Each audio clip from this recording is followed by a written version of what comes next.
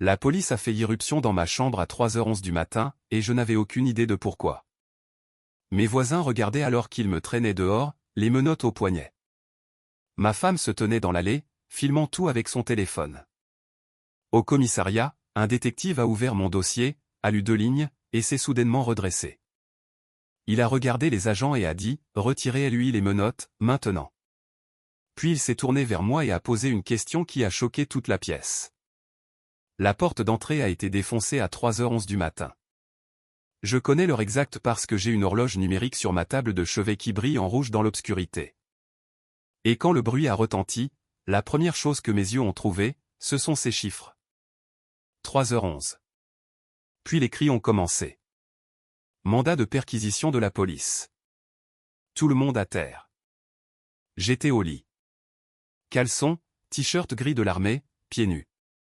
Mon cerveau avait encore 3 secondes de retard sur mon corps, essayant de rattraper, essayant de comprendre pourquoi des faisceaux de lampes de poche traversaient ma chambre comme des projecteurs. Et pourquoi quelqu'un me saisissait le bras et me tirait du matelas sur le parquet de la maison où j'avais vécu pendant 5 ans, sur Chestnut Ridge Road, à Asheville, en Caroline du Nord. Main derrière le dos maintenant. J'obéis. Je ne résiste pas. Ma voix est sortie plate, contrôlée. 22 ans dans l'armée m'avaient entraîné à cela. La capacité à rester calme quand tout autour de vous explose. La panique est un luxe.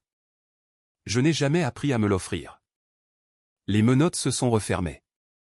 Acier froid contre mes poignets, un genou dans mon dos. Mon visage pressé contre le sol. Je pouvais sentir le polish pour bois que Céleste utilisait tous les dimanches. Citron et cire d'abeille. Et je me souviens avoir pensé à quel point c'était un détail absurde à remarquer, alors que 2 officiers me plaquaient au sol dans ma propre chambre. Au bout du couloir, Ellery a crié. Ma fille, 6 ans, hurlant ce genre de cri qui vous glace le sang. Le cri d'une enfant arrachée au sommeil par le bruit de la porte de son père enfoncée. Il y a un enfant dans la maison, j'ai crié. Elle a 6 ans. Elle est dans la chambre au bout du couloir. Ne pointez pas d'armes près de cette chambre. Vous m'entendez? Monsieur, arrêtez de parler. Je ne m'arrêterai pas de parler tant que vous n'aurez pas confirmé que ma fille est en sécurité. Un officier est apparu dans l'embrasure de la porte. L'enfant est en sécurité. Une femme est dans la pièce avec elle. Un adolescent plus âgé dans la pièce adjacente est également en sécurité. Landon, mon beau-fils, 17 ans, en terminale à Asheville High. Le gamin qui avait perdu son père biologique à l'âge de 5 ans et qui avait passé les 10 dernières années à apprendre lentement, prudemment, à me faire confiance. Et maintenant, il regardait des hommes armés me traîner hors de ma maison au milieu de la nuit. Ils m'ont tiré sur mes pieds, m'ont conduit dans le couloir, devant la porte d'Ellery, qui était ouverte. Je pouvais la voir assise dans son lit, son éléphant en peluche pressé contre sa poitrine, ses yeux grands ouverts, humides et fixés sur moi. Une officière était agenouillée à côté d'elle, parlant doucement. « Papa, ça va, bébé. Tout va bien. Rends-toi. Pourquoi la police est-elle ici? C'est une erreur. Cela sera réparé. Je t'aime. » Ils m'ont tiré avant que je puisse entendre sa réponse. À travers le salon, devant la cuisine où Landon se tenait dans l'embrasure, en pantalon de survêtement et t-shirt Nirvana. Son visage était un mélange de confusion et de fureur à peine contenue. « Brennan, qu'est-ce que l'enfer se passe? Reste avec ta sœur, Landon. Appelle le juge Whittaker. Son numéro est sur le frigo. Dis-lui ce qui se passe. Mais maintenant, Landon, prends soin d'Ellery. » Il hocha la tête. 17 ans et assez stable pour tenir bon quand tout s'effondrait. Je lui avais appris cela, non pas avec des mots, mais avec des années. Des années de présence. Des années d'être l'homme qui restait, quand son vrai père ne pouvait pas. Ce gamin était plus coriace qu'il ne le savait. La porte d'entrée pendait à un seul gond. Le cadre était brisé là où le bélier l'avait frappé. L'air d'octobre s'engouffrait, vif et froid comme la montagne. Je suis sorti sur le porche, pieds nus. Le béton était gelé. Toute la rue était illuminée. Des voitures de patrouille avec leurs gyrophares clignotants, rouges et bleus rebondissant sur les maisons, les arbres, les visages de mes voisins qui étaient sortis en peignoir et pantoufles pour regarder Brennan Locage se faire arrêter. Doyle Prophet se tenait sur son porche d'à côté. 63 ans, facteur à la retraite, le genre d'homme qui connaissait le nom de chaque personne sur chaque tournée qu'il avait jamais faite. Il était en peignoir, tenant une tasse de café qu'il avait apparemment eu le temps de faire, ce qui signifiait soit qu'il était déjà éveillé, soit qu'il faisait du café avant la curiosité, ce qui, honnêtement, ressemblait bien à Doyle. Il me regarda. Je le regardai. Il ne dit rien, se contentant d'un léger signe de tête, comme pour dire « Je ne sais pas ce que c'est, mais je sais qui tu es ». Et puis, j'ai vu Céleste. Ma femme se tenait au bout de l'allée, près de la boîte aux lettres, vêtue de la robe de soie que je lui avais achetée pour son anniversaire en mars dernier. Ses cheveux étaient détachés, ses pieds étaient dans des chaussons, et elle tenait son téléphone, enregistrant. Pas en train de pleurer, pas confuse, pas en train de courir vers moi pour demander ce qui se passait. Enregistrant. Elle tenait le téléphone fermement, à deux mains, la posture de quelqu'un qui avait répété cela. Elle me filmait en train d'être emmenée de ma propre maison, menottée, en sous-vêtements, à 3 heures du matin, ma fille hurlant à l'intérieur et mes voisins regardant depuis leur porche. Nos regards se sont croisés et, dans cette demi-seconde, j'ai vu quelque chose que j'avais appris à reconnaître au cours de 22 années d'enquête sur les menteurs, les tricheurs et les criminels. J'ai vu l'absence de surprise. Céleste Locage n'était pas surprise que la police soit chez nous à 3h11 du matin.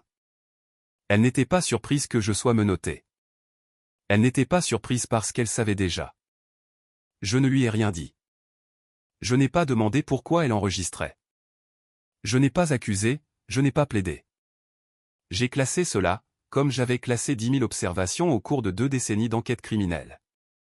J'ai classé ses mains fermes, ses yeux secs, sa position au bout de l'allée, où l'angle était parfait pour capturer toute la scène, et je l'ai mis dans le dossier mental que j'étais déjà en train de construire. L'officier me guida vers l'arrière d'une voiture de patrouille. La porte se referma. À travers la fenêtre, je regardais Céleste baisser son téléphone, se retourner et marcher vers la maison. Elle ne regarda pas la voiture de patrouille, ne me regarda pas. Elle marchait des pas mesurés d'une femme qui avait accompli une tâche et passait à l'élément suivant de sa liste. 3h11 du matin. C'est à ce moment-là qu'ils ont franchi la porte. À 3h24 du matin, j'étais à l'arrière d'une voiture de patrouille. 13 minutes pour démanteler la vie d'un homme. Mais il s'était trompé. Il s'était gravement trompé. Le trajet jusqu'au bureau du shérif du comté de Buncombe a duré 14 minutes. Je les ai passés en silence, regardant les rues sombres d'Asheville défiler, imaginant des scénarios dans ma tête. Quelqu'un avait porté plainte contre moi. Quelqu'un avait fourni des preuves. Le mandat était suffisamment précis pour un raid avant l'aube, ce qui signifiait qu'un juge avait signé, ce qui signifiait que le dossier de preuve était convaincant. Il ne s'agissait pas d'une plainte pour tapage nocturne ou d'un appel pour violence domestique. C'était planifié, coordonné, professionnel, et ma femme se tenait dans l'allée avec son téléphone prêt. Le poste était lumineux, éclairé au néon, et silencieux, comme le sont les postes de police à 4 heures du matin. Quelques officiers à leur bureau, le bourdonnement d'un mauvais éclairage, un ivrogne qui se disputait avec le préposé à l'enregistrement à propos de l'emplacement de ses clés de voiture. Ils m'ont conduit à une zone de traitement, m'ont retiré les menottes juste assez longtemps pour prendre mes empreintes digitales et ma photo, puis m'ont de nouveau menotté et m'ont placé dans une salle d'interrogatoire. Des murs beiges, une table métallique, 2 chaises, une caméra fixée dans le coin avec un voyant rouge indiquant qu'elle enregistrait. J'avais été dans des pièces exactement comme celle-ci 1000 fois, mais toujours de l'autre côté de la table. Un jeune officier m'a apporté un verre d'eau dans un gobelet en papier. Il l'a posé sans me regarder, comme si j'étais contagieux. Quelles sont les accusations ? J'ai demandé. Il a jeté un coup d'œil à son presse-papier. Fraude, blanchiment d'argent, complot en vue de commettre une fraude électronique. Je voudrais parler à mon avocat. Quelqu'un sera là sous peu. Il est parti. La porte s'est verrouillée derrière lui. Je me suis assis sur la chaise en plastique, j'ai bu l'eau et j'ai attendu. L'horloge murale indiquait 3h47 du matin. Par la petite fenêtre de la porte, je pouvais voir des officiers se déplacer dans le couloir, jetant un coup d'œil vers ma chambre, parlant à voix basse. L'un d'eux était au téléphone, hochant la tête rapidement, son visage passant par des expressions que je reconnaissais, grâce à mes années passées dans les salles d'interrogatoire, confusion, puis surprise. Puis ce resserrement particulier autour des yeux qui signifie que quelqu'un vient de réaliser qu'il est dans une situation plus compliquée qu'il ne le pensait. Quelque chose se passait. Quelque chose avait changé. À 4h12 du matin, la porte s'est ouverte. L'homme qui entra n'était pas celui que j'attendais. Ce n'était pas un officier de patrouille, ni un assistant du procureur, ni un défenseur public. C'était un détective, la cinquantaine, corpulent, avec le visage buriné d'un homme qui avait passé près de 3 décennies à gérer le pire de ce que les gens se font les uns aux autres, et qui avait en quelque sorte conservé un noyau de décence sous l'épuisement. Son insigne indiquait Parnell. Ses yeux disaient « J'ai besoin de réponses ». Il portait un dossier. Il s'assit en face de moi, l'ouvrit et commença à lire. J'observais son visage. J'avais passé 22 ans à lire les visages et celui du détective Clyde Parnell racontait une histoire très intéressante. Première ligne du dossier, ses sourcils se levèrent légèrement. Intérêt professionnel. Deuxième ligne, la lecture s'arrêta. Ses yeux se figèrent. Puis ils revinrent au début de la ligne et la relirent. Il me regarda, baissa les yeux vers le dossier, me regarda de nouveau. Puis il fit quelque chose que j'avais vu 1000 fois dans ma carrière, mais jamais de l'autre côté de la table. Il se leva, redressa son dos, et toute son attitude changea, comme celle d'un soldat qui réalise qu'il s'adressait à un officier supérieur sur un ton inapproprié. Retirez les menottes, dit-il à l'officier qui se tenait près de la porte. Monsieur, dis-je, retirez les menottes maintenant. L'officier hésita une seconde exactement, puis s'avança et déverrouilla mes menottes. Je frottai mes poignets. La peau était rouge là où le métal avait appuyé pendant le trajet. Le détective Parnell se rassit, ferma le dossier, posa les 2 mains à plat sur la table, et me posa une question qui fit reculer l'officier près de la porte d'un pas. Monsieur Lockidge, vous avez passé 22 ans en tant qu'agent spécial au sein de la division des enquêtes criminelles de l'armée des États-Unis. Vous déteniez une habilitation de sécurité top secrète. Vous avez reçu 2 médailles de l'armée pour avoir résolu des affaires de fraude et de corruption impliquant de hauts fonctionnaires militaires. Il marqua une pause. Alors je dois vous demander quelque chose, et j'ai besoin que vous soyez honnête avec moi. Quelqu'un vient-il d'essayer de vous piéger? La pièce devint très silencieuse. L'officier près de la porte me fixait comme si je m'étais transformé en une personne différente, ce qui, d'une certaine manière, était le cas.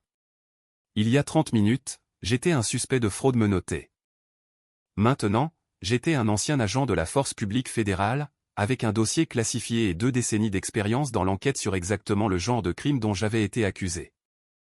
Oui, détective. Quelqu'un l'a fait. Savez-vous qui? J'ai une forte suspicion. Voulez-vous la partager? Je le regardais, l'évaluais. 22 ans à lire les gens m'avaient dit que Clyde Parnell était honnête, minutieux. Et profondément mal à l'aise à l'idée que son département venait d'exécuter un raid avant l'aube sur un homme qui avait passé sa carrière de leur côté de la loi. Le dossier de preuve qui a généré ce mandat, dis-je, qui l'a soumis. Arnell rouvrit le dossier. Un tuyau anonyme appelé il y a 4 jours. Allégation détaillée de blanchiment d'argent via une entreprise de comptabilité judiciaire. L'informateur a également affirmé que le suspect détruisait activement des preuves et se préparait à fuir l'État. C'est pourquoi le juge a autorisé un mandat d'urgence pour une exécution avant l'aube. Des documents justificatifs ont été envoyés par la poste au service. Des relevés financiers, des relevés bancaires, des dossiers clients montrant des transactions frauduleuses. Envoyés par la poste, pas par courriel, des documents physiques. Correct. Parce que les documents physiques sont plus difficiles à tracer numériquement. Quiconque a envoyé ceci en sait assez sur les enquêtes pour éviter les empreintes électroniques. Il fit une pause. Et les allégations de destruction de preuves et de risque de fuite ont été conçues spécifiquement pour justifier le genre de raid qui a eu lieu cette nuit. Une arrestation publique spectaculaire, le genre qui serait dévastateur pour la réputation et la position de garde de quelqu'un si, par exemple, son conjoint l'enregistrait. Les yeux d'Arnell se rétrécirent. Il me suivait. Puis-je voir le dossier de preuve? Parnell hésita. C'était irrégulier. Les suspects ne consultent pas leur propre dossier de preuve, mais je n'étais pas un suspect typique, et ils le savaient. Je ne devrais pas détective, j'ai passé 22 ans à faire exactement ce que vous faites. J'ai enquêté sur la fraude pour le gouvernement fédéral sur 3 continents. J'ai témoigné dans plus de 40 tribunaux militaires. Je peux examiner ce dossier de preuve et vous dire, en moins de 15 minutes, s'il est authentique ou falsifié. Il me fixa un long moment. Puis il poussa le dossier sur la table. Je l'ouvris. 26 pages de documents financiers, relevés bancaires, factures clients, registres de transactions, tous censés provenir de mon entreprise de comptabilité judiciaire. J'ai commencé à lire comme j'avais lu 10 000 dossiers de preuve auparavant, non pas pour le contenu, mais pour la construction. Non pas ce que les documents disaient, mais comment ils étaient faits. Il m'a fallu 8 minutes. Ce sont des faux, j'ai dit. Comment le savez-vous? De 3 façons. J'ai sorti un relevé bancaire et les brandis. Premièrement, le formatage. Ce relevé est censé provenir de First Horizon Bank, où j'ai réellement mon compte professionnel, mais la police d'entête est calibrée. First Horizon utilise une police propriétaire sur ses relevés appelée FH Sans. C'est un petit détail que la plupart des gens ne remarqueraient pas. Je l'ai remarqué parce que j'ai analysé plus de 300 faux documents bancaires dans ma carrière. J'ai sorti une autre page. Deuxièmement, les dates. Ce relevé de transaction montre un virement bancaire le 7 mars 2024, un samedi. Les virements bancaires ne sont pas traités le week-end. Quiconque a créé ce document n'a pas vérifié un calendrier. J'ai sorti un troisième document. Troisièmement, et c'est ce qui me dit exactement qui a fait cela. Cette facture client porte l'entête de mon entreprise, mon logo, mon adresse, mon numéro d'identification fiscale, mais le numéro d'identification fiscale est faux. Il y a une erreur d'un chiffre. Le dernier numéro devrait être un 4, pas un 6. Quelqu'un avait accès à mes documents professionnels, un accès suffisamment proche pour copier presque tout correctement, mais ils ont fait une erreur. J'ai posé les documents. Détective. La personne qui a créé ces faux avait un accès intime à mes dossiers financiers, à mes fichiers commerciaux et à mes informations personnelles. Ils en savaient assez pour constituer un dossier convaincant, mais pas assez pour éviter les erreurs qu'un enquêteur formé aurait décelées en moins de 10 minutes. Et vous savez qui est cette personne? Parnell se pencha en arrière. C'est une accusation grave. C'est le cas, et je peux le prouver. Mais d'abord, je dois vous demander quelque chose. Le tuyau anonyme qui a lancé cette affaire. Avez-vous les relevés téléphoniques? L'appel provenait d'un téléphone portable prépayé. Introuvable. Les téléphones prépayés sont achetés quelque part. Chaque Walmart, chaque station-service, chaque dépanneur qui en vend a des caméras de sécurité. Récupérez les enregistrements d'achat de téléphones prépayés dans le comté de Baincombes dans les 2 semaines précédant l'appel du renseignement. Faites une vérification croisée avec le véhicule de ma femme. Une Lexus RX blanche de 2021, plaque d'immatriculation CLA 4471.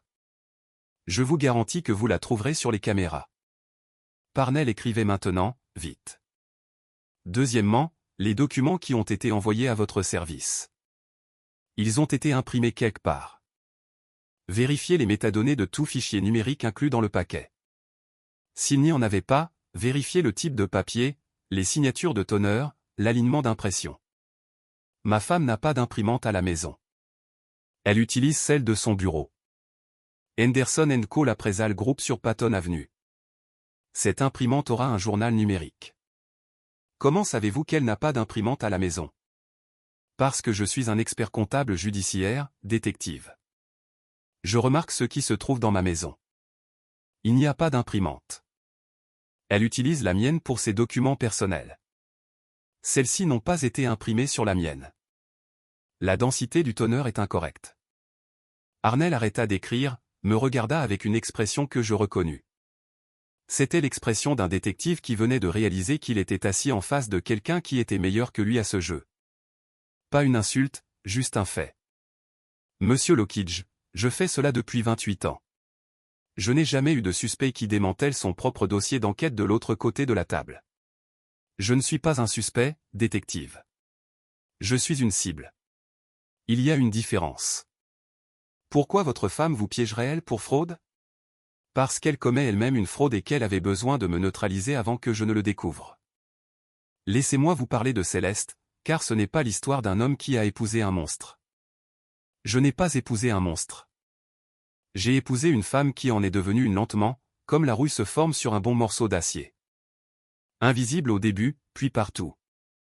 J'ai rencontré Céleste Arnaud au printemps 2014. J'avais 36 ans, toujours en service actif, stationné à Fort Liberty en Caroline du Nord, avec des affectations périodiques qui m'emmenaient à l'étranger pendant des semaines. J'étais membre de l'armée CID depuis 17 ans à l'époque, et le travail commençait à peser sur moi. Non pas le danger, mais la procession interminable de personnes trahies par celles en qui elles avaient confiance, colonels volant leurs propres unités, entrepreneurs fraudant le gouvernement, mariages détruits par les secrets et les mensonges. Je passais mes journées à nager dans le pire de la nature humaine, et en 2014, je cherchais quelque chose qui me rappellerait que les gens pouvaient être bons. Céleste était veuve. Son premier mari, Gavin Arnaud, était décédé dans un accident de voiture en 2012, la laissant avec un fils de 5 ans et une police d'assurance vie qui couvrait l'hypothèque, mais pas grand-chose d'autre. Elle se reconstruisait, travaillant comme évaluatrice, apprenant le métier, essayant de donner à Landon une vie stable. Quand je l'ai rencontrée lors d'une collecte de fonds pour l'association locale des anciens combattants à Asheville, elle semblait être la personne la plus forte de la pièce. Pas forte de façon bruyante, forte de façon calme. Le genre de force qui vient d'avoir survécu à quelque chose qui aurait dû vous briser, et d'avoir décidé de continuer à marcher. Quoi qu'il en soit, nous avons parlé pendant 2 heures cette nuit-là. Elle m'a interrogé sur mon service. Je lui ai raconté les parties que je pouvais raconter. Elle m'a interrogé sur les parties que je ne pouvais pas raconter, et je lui ai dit que celle-ci m'avait plus marqué que celle que je pouvais. Elle me raconta Gavin, l'appel de la patrouille routière, comment expliquer la mort à un enfant de 5 ans, comment dormir seul dans une maison qui sentait encore le parfum de son mari. Je continuais à la voir chaque fois que j'étais aux États-Unis, de longs week-ends à Asheville, des appels téléphoniques d'outre-mer, le genre de relation qui se construit lentement et que la vie militaire vous impose. En 2016, je savais 2 choses. Je voulais épouser cette femme et je voulais quitter l'armée pour le faire. 22 ans, c'était assez. J'ai déposé mes papiers de retraite et le 19 octobre 2016, 3 mois après mon dernier jour en uniforme, nous nous sommes mariés. Petite cérémonie dans le jardin de la maison de Chestnut Ridge, Landon comme porteur d'alliance, Doyle Prophet et sa femme comme témoins. Après la retraite, je me suis installé comme expert comptable judiciaire privé. Les compétences se sont parfaitement transposées. Au lieu d'enquêter sur la fraude militaire, j'aidais les petites entreprises et les particuliers à découvrir le vol financier, le détournement de fonds, la fraude fiscale. Asheville était la bonne taille pour cela. Assez grande pour avoir des clients, assez petite pour que la réputation compte. Ellery est arrivé en août 2018 et pendant un temps, pendant quelques années, la vie était belle. Pas parfaite. Les militaires ne font pas la perfection, mais bonne, stable. Le genre de vie dont j'avais rêvé pendant 22 ans en uniforme. Le changement a commencé en 2022. Céleste a été promue au cabinet d'expertise. Plus de responsabilités, plus de clients, plus de nuits tardives. Je n'ai pas remis cela en question. J'ai compris le travail exigeant. J'avais passé 2 décennies à faire un travail qui exigeait tout, y compris les parties de soi que l'on ne voulait pas donner. Mais ensuite, les détails ont commencé à s'accumuler, comme toujours.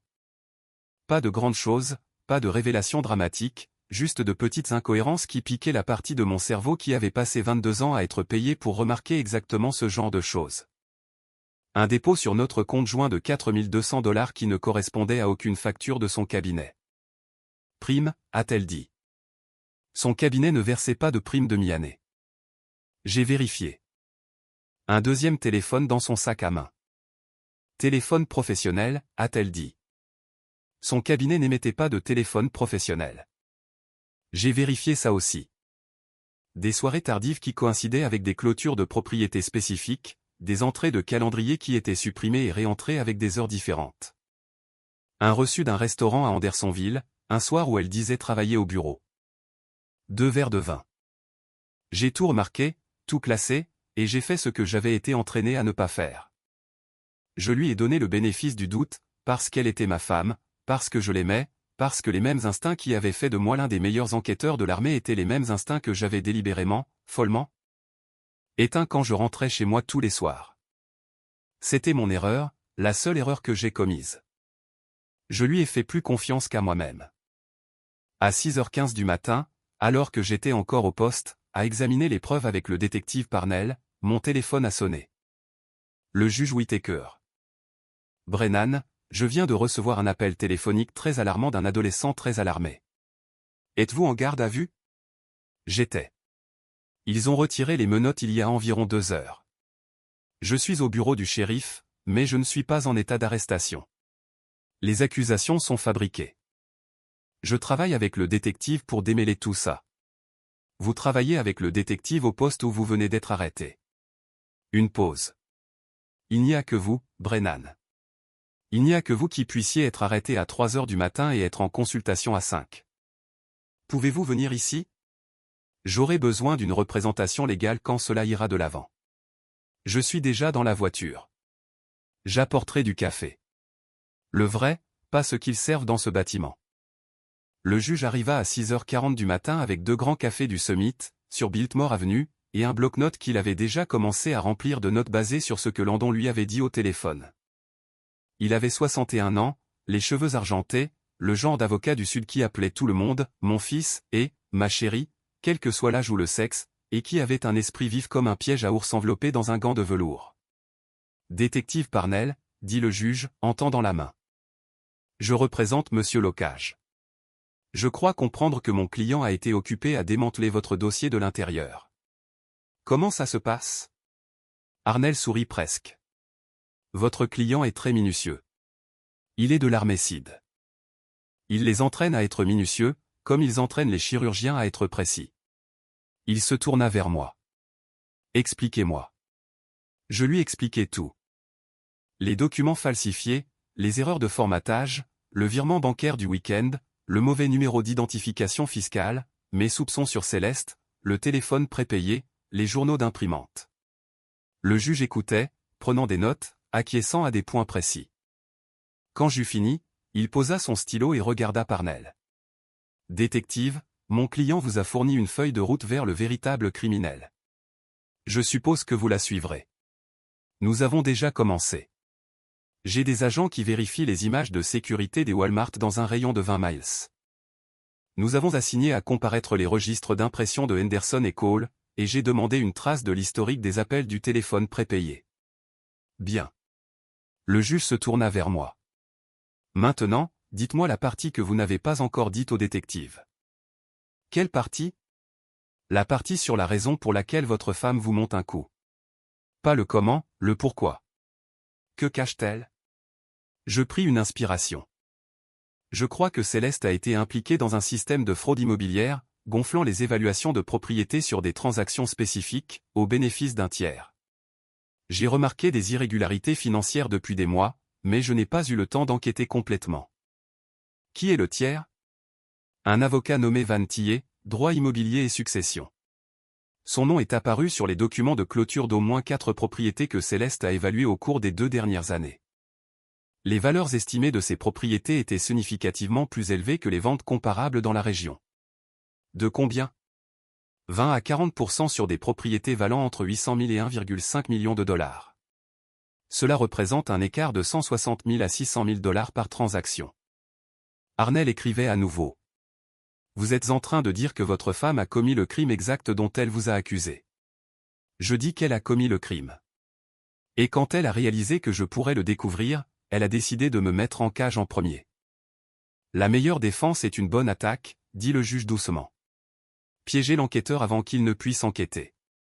Classique. Sauf qu'elle a oublié une chose, dis-je. Je suis très doué dans ce que je fais. À 10 heures, l'affaire s'était complètement inversée.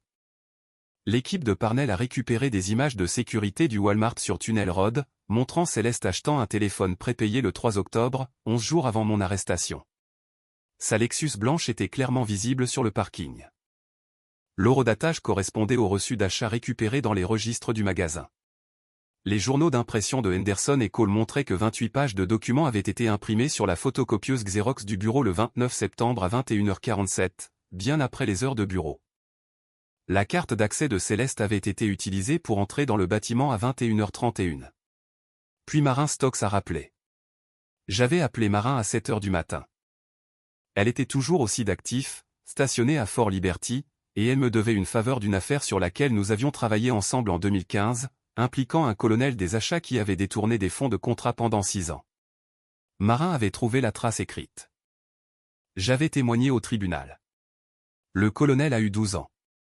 Ma reine a dit qu'elle me devrait ça pour le reste de sa carrière. Je lui ai dit que je ne réclamerais jamais. J'avais tort. Brennan, j'ai vérifié le nom que tu m'as donné, Von Thierry.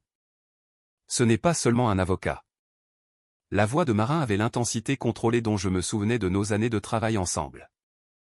Il a été enquêté par le barreau de l'État de Caroline du Nord en 2019 pour des pratiques de clôture suspectes.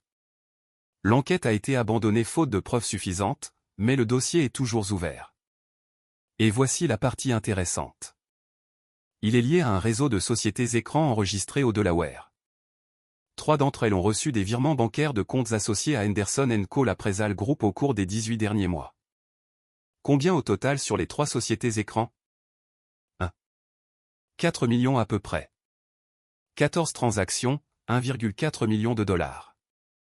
Ma femme et son partenaire menaient une opération de fraude sous mon nez depuis près de 2 ans. Et quand je me suis trop rapproché, ils ont essayé de m'enterrer sous le crime exact qu'ils commettaient. J'ai transmis les découvertes de Marin à Parnell. Il a contacté le bureau d'enquête de l'État. À midi, le FBI avait ouvert une enquête formelle sur Von Thierry et Celeste Lockridge.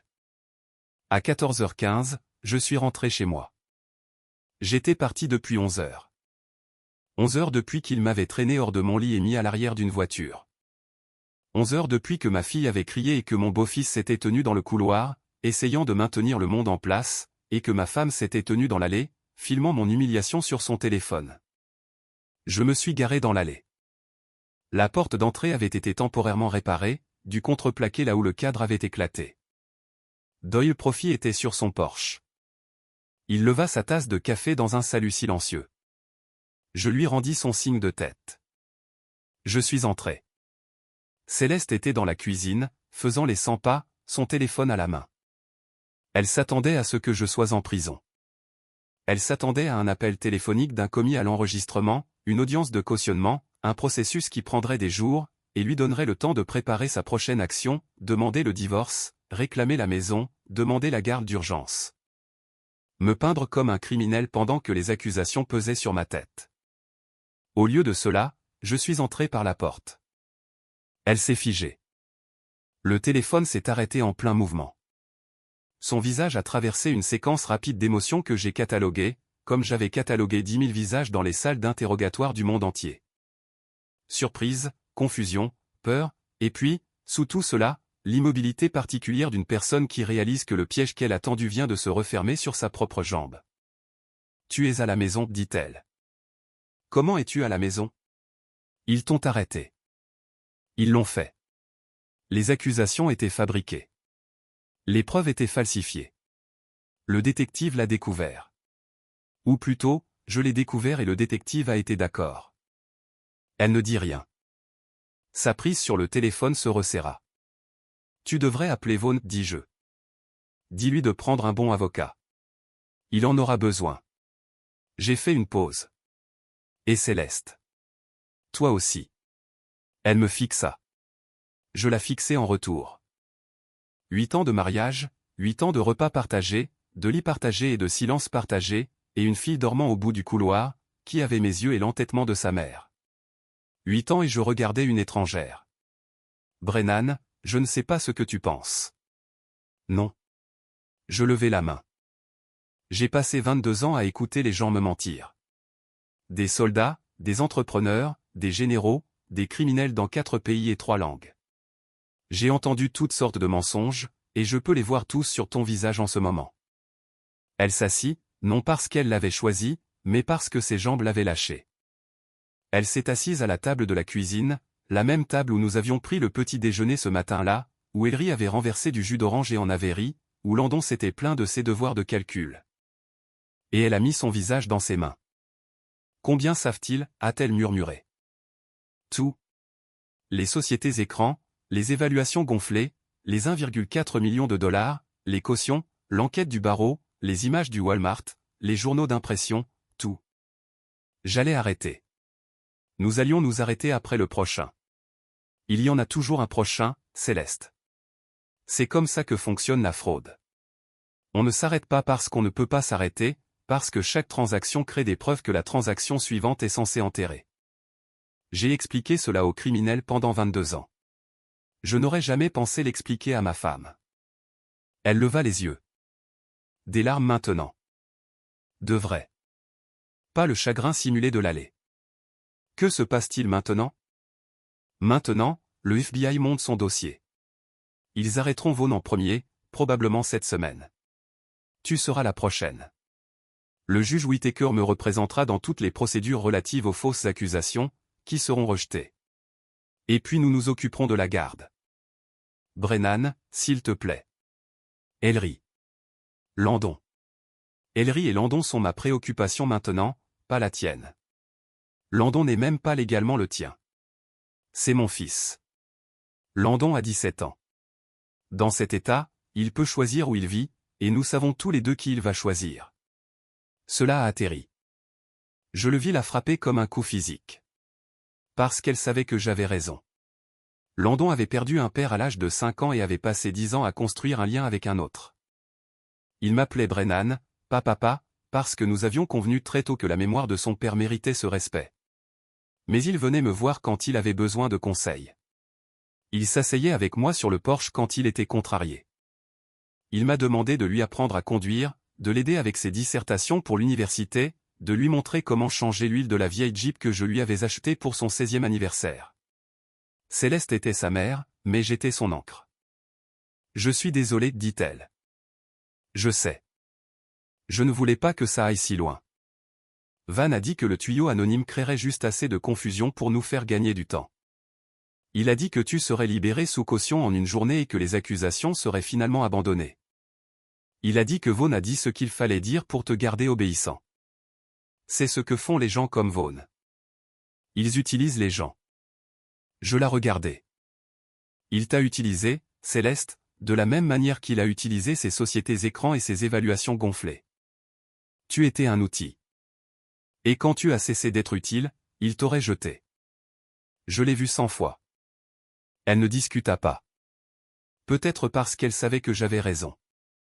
Peut-être parce qu'elle était trop fatiguée pour se battre. Ou peut-être parce que quelque part, sous la peur, la culpabilité et le désespoir, il y avait encore un petit morceau de la femme que j'avais épousée. La femme qui avait survécu à la mort de son mari, élevé seul un fils et reconstruit sa vie à partir de rien. Et cette femme savait que ce qu'elle avait fait était impardonnable. J'ai quitté la cuisine, suis allé dans la chambre d'Ellery. Elle était assise sur son lit avec Landon, qui lui lisait un livre d'images sur un ours qui partait à l'aventure. Elle leva les yeux quand j'entrai. « Papa, tu vas bien ?»« Je vais bien, mon cœur. La police a cassé notre porte. »« Je sais. Je vais la réparer. » Landon est resté avec moi tout le temps. Il a dit que tout irait bien. Je regardais Landon. Il me regarda en retour. Il y eut une conversation dans ce regard, le genre qui n'a pas besoin de mots. Je suis fier de toi. Je sais. Tu vas bien? Je vais bien. Qu'est-ce qui va se passer? Je m'en occuperai. Merci, Landon, dis-je. Oui. Il ferma le livre. Brennan, puis-je te parler plus tard seul? Bien sûr.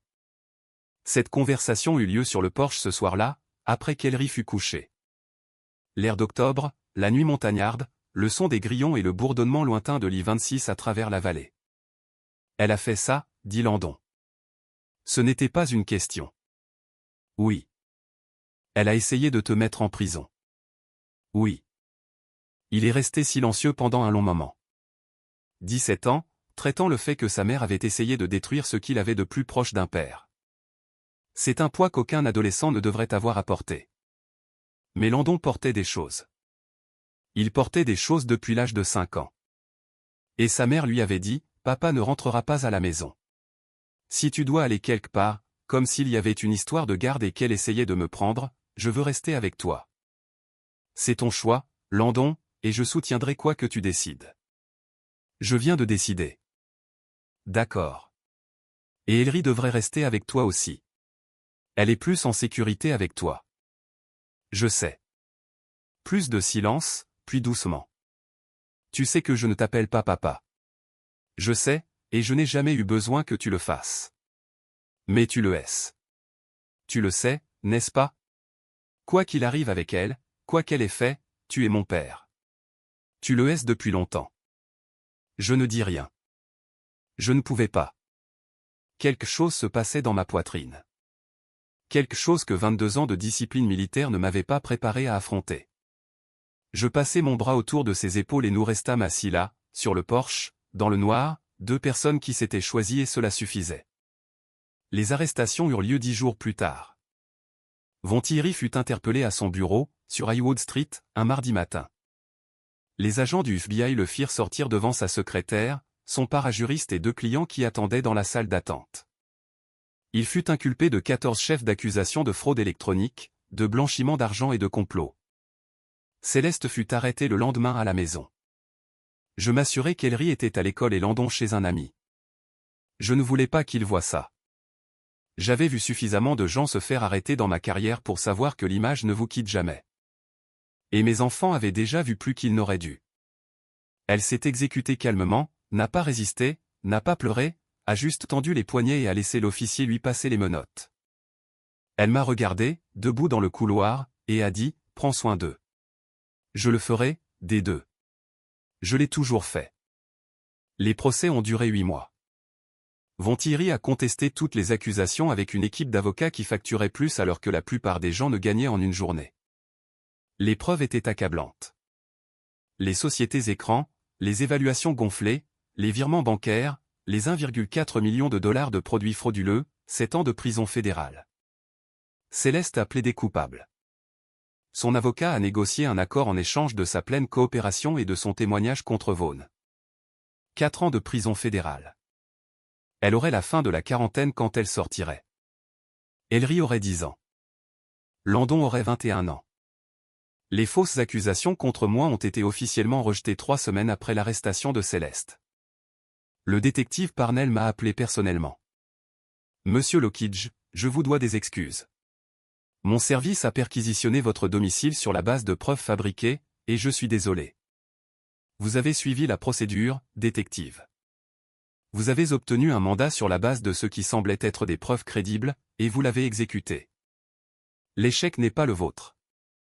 L'échec est que quelqu'un qui me connaissait assez bien pour monter un coup convaincant ne me connaissait pas assez bien pour savoir que cela ne marcherait jamais. Pour ce que ça vaut, vous êtes la personne la plus impressionnante que j'ai jamais arrêtée. Je préférerais ne pas en faire une habitude. » Il rit. C'était la première fois que je l'entendais rire. Assez juste. La garde était simple. Céleste, faisant face à une prison fédérale, ne pouvait pas contester. J'ai obtenu la garde exclusive d'Ellery. Landon, à 17 ans, a déposé une déclaration indiquant sa préférence de rester sous ma garde. Le tribunal l'a accordé. Il aura 18 ans le mois prochain, en mai, et après cela, la question légale devient de toute façon caduque. Il reste parce qu'il le veut, pas parce qu'un tribunal lui a dit de le faire. 6 mois se sont écoulés depuis cette nuit. Nous sommes en avril 2025 maintenant. La porte est réparée, pas la rustine en contreplaqué du premier matin. Une vraie porte, un chêne massif avec un pêne dormant que j'ai installé moi-même. Doyle Profit me regardait l'installer depuis son porche, offrant des conseils non sollicités sur le placement des charnières, et m'apporta un pack de 6 bières quand j'eus fini. Ça a l'air bien, dit-il. Merci, Doyle. Brennan. Oui. Ce matin-là, quand ils vous ont emmené me noter, je savais que ce n'était pas juste. J'ai vécu à côté de vous pendant 5 ans. Je vous ai vu tondre votre pelouse, réparer vos gouttières, apprendre à ce garçon à conduire dans le cul-de-sac, porter votre fille sur vos épaules jusqu'à la boîte aux lettres. Je sais qui vous êtes. J'apprécie ça. Et je savais pour elle. Il prit une gorgée de sa bière. Je suis un facteur à la retraite, Brennan. Je sais qui reçoit du courrier à chaque maison de cette rue. Votre femme recevait des lettres d'un cabinet d'avocats sur Ashwood Street, 3 ou 4 par mois, pendant plus d'1 an. Je n'ai rien dit parce que ce n'était pas mes affaires, mais je savais que quelque chose n'allait pas. Vous êtes un bon voisin, Doyle. J'essayais. Landon termine sa dernière année. Il a été accepté à l'UNCHville. Il veut étudier la justice pénale. Je lui ai dit qu'il était fou. Il m'a dit qu'il voulait être comme moi. Je lui ai dit d'être meilleur que moi. il a dit qu'il essaierait. Ellery est en première année. Elle a dessiné une image la semaine dernière de notre famille. Moi, Landon, elle-même, et notre chien, un big nommé Colonel que j'ai pris au refuge en janvier parce que la maison semblait trop silencieuse sans quelqu'un qui fasse du bruit. Céleste n'était pas sur la photo. Quand son professeur lui a posé la question, Ellery a dit « Ma maman est partie, mais mon papa, mon frère et Colonel sont là. Je rends visite à Céleste une fois par mois.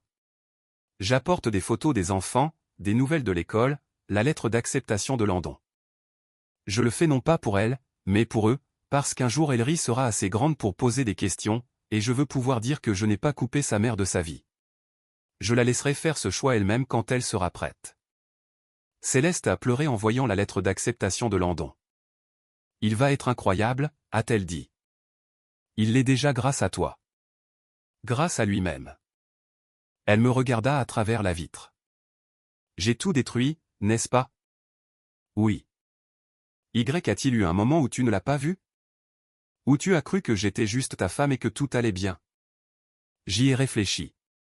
Vraiment réfléchi. Il y a eu des années où j'y ai cru. Les premières années, avant les dépôts, le deuxième téléphone et les nuits tardives.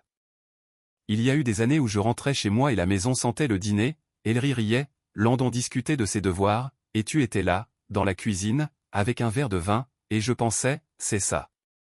C'est pour ça que j'ai servi 22 ans. C'est ce que j'ai gagné.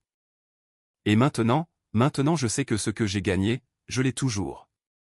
C'est dans l'autre pièce en train de faire ses devoirs. C'est dans le jardin en train de lancer une balle à un big nommé Colonel.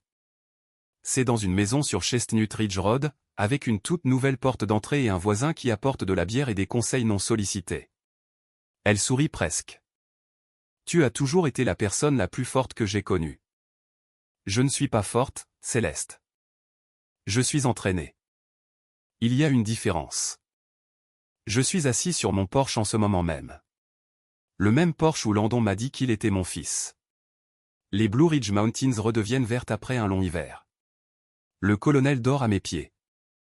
À l'intérieur, j'entends Landon aider Ellery avec ses devoirs de lecture, épelant les mots, faisant preuve de patience comme je lui ai appris à être patient, comme l'armée me l'a appris, comme la vie l'enseigne à tout le monde finalement, s'ils sont prêts à apprendre. La police a enfoncé ma porte à 3h11 du matin. Ma femme se tenait dans l'allée et la filmait. Elle a essayé de me mettre en prison pour un crime qu'elle a commis. Elle a essayé de me prendre mes enfants, ma maison, ma liberté, mon nom. Elle a échoué. Non pas parce que je suis plus intelligent qu'elle. Non pas parce que je suis plus coriace, plus chanceux ou plus puissant. Elle a échoué parce que j'ai passé 22 ans à apprendre une chose. La vérité est patiente. Elle n'a pas besoin de crier. Elle n'a pas besoin de se précipiter. Elle a juste besoin de quelqu'un qui sait comment la trouver et refuse d'arrêter de chercher. Je l'ai trouvée à 4h12 du matin, assis dans un poste de police, en caleçon et t-shirt gris de l'armée, lisant des documents falsifiés avec un détective qui avait la décence d'écouter. Et la vérité m'a libéré, comme elle le fait toujours. Maintenant, je veux te demander quelque chose. Que ferais-tu si la personne en qui tu as le plus confiance au monde appelait la police sur toi à 3h du matin? Si tu étais traîné hors de ton lit menotté, pendant que ton enfant hurlait et que tes voisins regardaient, paniquerais-tu? Ragerais-tu? T'effondrerais-tu? Ou resterais-tu calme, assis sur cette chaise, attendant que le dossier s'ouvre, et laisserais-tu la vérité faire ce que la vérité fait? Et voici la question plus profonde. Avez-vous déjà été faussement accusé de quelque chose? Quelqu'un a-t-il déjà essayé de détruire votre réputation, votre famille, votre vie avec un mensonge? Et la vérité a-t-elle éclaté? Ou attendez-vous toujours? Laissez votre réponse dans les commentaires. Je lis chacun d'eux. Si cette histoire vous a touché, appuyez sur le bouton j'aime. Partagez-la avec quelqu'un qui a besoin de l'entendre aujourd'hui. Surtout quelqu'un qui a été accusé de quelque chose qu'il n'a pas fait et qui se demande si la vérité a encore de l'importance. Elle en a. Je vous le promets. Elle a plus d'importance que tout. Commentez vos réflexions ci-dessous et abonnez-vous à la chaîne pour ne jamais manquer une autre histoire. Je vous retrouverai dans le prochain.